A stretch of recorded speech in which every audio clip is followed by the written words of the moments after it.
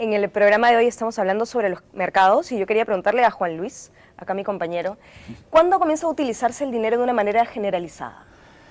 En realidad en el siglo XX. Recién. No, sí, porque la gente piensa que como en el siglo XVI llegaron los europeos y se introdujo el dinero, la circulación monetaria no llegaba a todos los niveles de la población.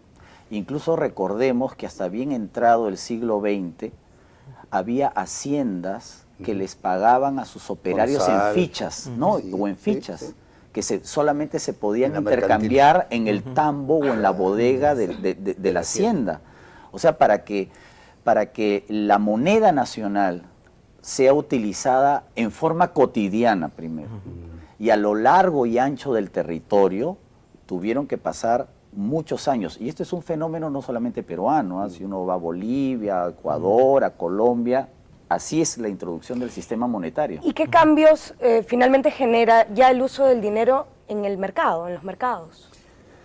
Bueno, yo creo que justamente el tema de el medio de cambio, ¿no? El dinero hace que yo ya no tenga que intercambiar con otros productos. Voy a vender, voy a cambiarlo por cuánto me dan por esto.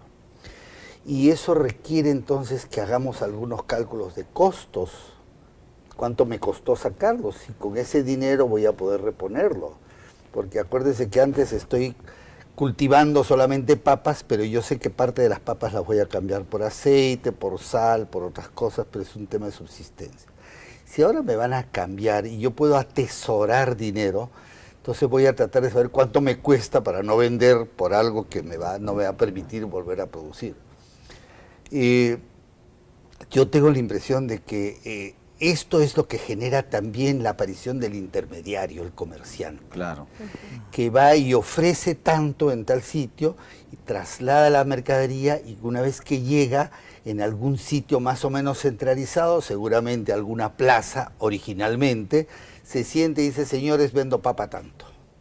Como él ya ha pagado, él divide eso entre el número de kilos que tiene y lo vende por kilos o por libras o por manos o por bolsas, y de esa manera genera un resto que vendría a ser su rentabilidad, ¿no es cierto? Y yo creo que este es un fenómeno muy interesante, porque aquí, desde que yo soy chico, siempre uno iba a hacer la plaza. Y dígame, ¿de dónde sale esta palabra de la plaza? Y entonces me imagino que ustedes han hecho una investigación más detallada de por qué el nombre de plaza. La idea es que seguramente todos los que llegaban con productos de alrededor de Lima, que se iba haciendo la ciudad más grande, llegaban a alguna plaza, pues. Alguna espacio plaza abierto pública. ¿Y ese es el inicio del comercio ambulatorio? Este es el del comercio, yo diría. Ahora, pero y era es obviamente sí. ambulatorio mientras no tenían un sitio central, ¿no? Ahora, pero Juan, ese proceso de las plazas no solamente es en Lima, porque en todos los pueblos o las ciudades intermedias, el mercado de abastos, digamos, que abastecía a la población, era en la plaza pública, en la plaza principal. Tú debes recordar haber hecho la plaza muchas veces. Así es, muchas veces, ¿no? Entonces, sí, todos íbamos un poco a un lugar que era un poco la reunión de todos, ¿no? De toda la población, que era la plaza, y ahí acudíamos todos a hacer nuestras compras, ¿no? Por eso el nombre de la denominación de la plaza, vamos a hacer la plaza, ¿no? Porque todos íbamos a comprar a los lugares de nuestros productos para nuestros hogares, ¿no? Ahora, pero en el siglo XIX, por ejemplo, aparte de las plazas, que eran, digamos, ocasionales, ¿no? Claro, en las grandes ciudades las plazas eran más frecuentes, pero empezaron a aparecer pues estos pequeños negocios vinculados a los inmigrantes, que eran las bodegas o las pulperías, que eran fueron los antecedentes, digamos, de los supermercados. ¿Tú te acuerdas, Juan? Así es, yo creo que hay algunas unos datos interesantes, cómo comenzaron algunos que hoy en día son grandes mercados, ¿no? Lugares, pequeñas tienditas donde iban ahí abasteciéndose todos los productos de pan llevar, hasta inclusive las propias panaderías, ¿no? Donde comenzaban a forjarse estos conceptos de grandes mercados que hoy es en día ya muy divulgados, ¿no? Claro, y si uno ve, por ejemplo, las fotografías del siglo XIX, las pulperías eran grandes almacenes donde tú veías colgadas ollas, ropa, herramientas, o sea, eran como todo, por eso pulperías, porque Así el pulpero ¿no? Tenía que estar pues tirando la mano de una serie de productos, incluso en algunas pulperías hasta se servía comida. Claro. Eran como Claro. minimarkets, entre comillas, pero a la antigua, ¿no? Así es. Que de alguna manera las bodegas de Claro, ahora claro. sucede lo mismo. Los italianos, los chinos, sobre todo. Eso iba a eran- preguntar, lo de los chinos, ¿no? Porque hay una cosa tradicional Los que es chinos. el chino de la esquina, El chino que de la hasta el esquina. día de hoy se mantiene. Hasta hoy día se mantiene, ¿Por qué se ¿no? relaciona tanto con Yo las creo que el personas chino siempre chinas? ha tenido una concepción del comercio y de la autodependencia, ¿no? Entonces me junto, empiezo a juntar cosas y las vendo y así atraigo y genero una fidelidad. Así El es. chino de la esquina siempre tenía una libreta Claro. y tú podías ir a comprar, no necesitabas Te fía. tarjeta. Fiabas. Te fía, Así es. claro. Y tú mismo cogías las cosas y apuntabas, él a veces ni miraba, había una confianza mutua. Claro. Y el día que, no es que era el 30 de cada mes había que pagar, tú solito ibas el día que juntabas platita y pagabas. Pero quería mencionar el tema de la aparición del mercado ambulatorio. Y es que una cosa es la plaza y otra cosa son las ferias. Acuérdense que en muchos pueblos, el sábado o el viernes, había un día que era el día de feria, que era donde venían otras cosas. Claro. Venía el ganado en pie, venía en mayor cantidades. Y estas cosas se vendían fuera de la plaza.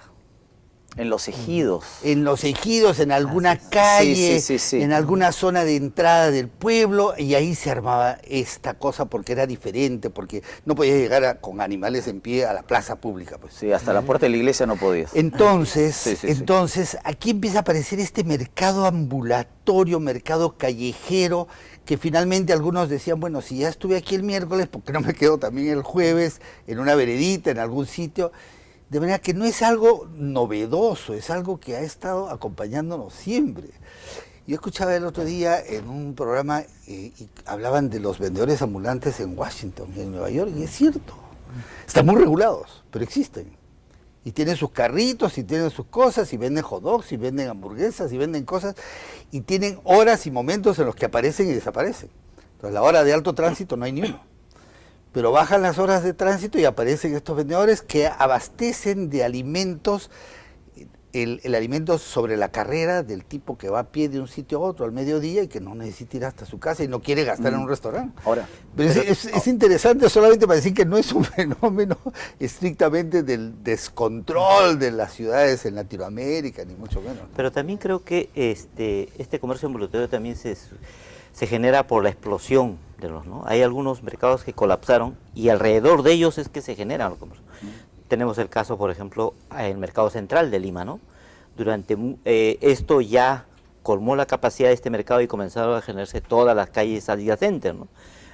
Se acordarán el Jirón Ayacucho, ¿no? Claro. Todas las calles Ucayali, Guayaga, y todo eso se convirtió realmente. Claro. Hoy en día ya lo vemos, por ejemplo, el tema de la parada, ¿no? Claro. Como ya explosionó totalmente, entonces, en todo alrededor se ha comenzado ya a generar ahora, comercio Juan, ambulatorio. ya que has hablado del mercado central, habría que recordarle a los televidentes que durante el siglo XIX empezaron a surgir voces modernizantes, que la plaza, esto ya pues era desordenado, antihigiénico, ¿no? Que había que tener un lugar específico en donde la ciudad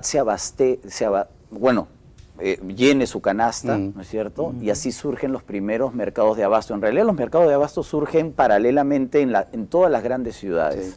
Sí. Y Lima tuvo el suyo, en el caso de Lima, a finales de la década de 1850, que es el mercado central, ¿no?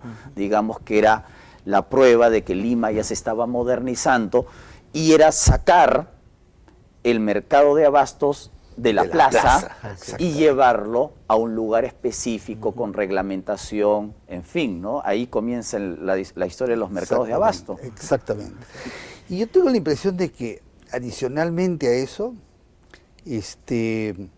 estos mercados, acordémonos que Lima en los años, a principios del siglo XX, está Lima. Y cuando uno dice Barranco, Barranco quedaba por allá. No, es otra lejos. ciudad. Había Es que otra viajar ciudad. a Barranco, había Claro. que viajar a los tranvía. distritos del sur, el Callao. Y por lo tanto, vamos a encontrar mercados antiguos, muy bonitos, Claro. hechos de hierro y todo, en Barranco, en Surco. En Surquillo. En En Surquillo, Surquillo. y así sucesivamente.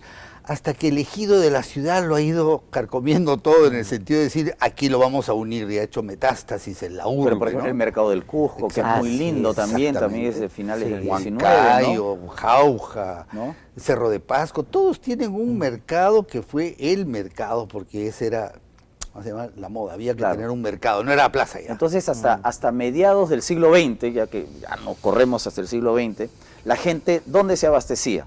En los mercados de abastos, en las placitas y fundamentalmente en las bodeguitas o en las pulperías de las esquinas. Y cuando hablas de mercado de abastos, ¿te refieres a mercados mayoristas? A mercados Porque eso a la mayoristas. vez genera una red de mercados en todos los distritos que encontramos. A medida que la población crece en las ciudades, se necesita un mercado mayorista, ¿no? Es decir, Claro. centralizar los productos de la canasta y que luego de allí vayan a las bodegas, a las tienditas. Esa es la idea, ¿no?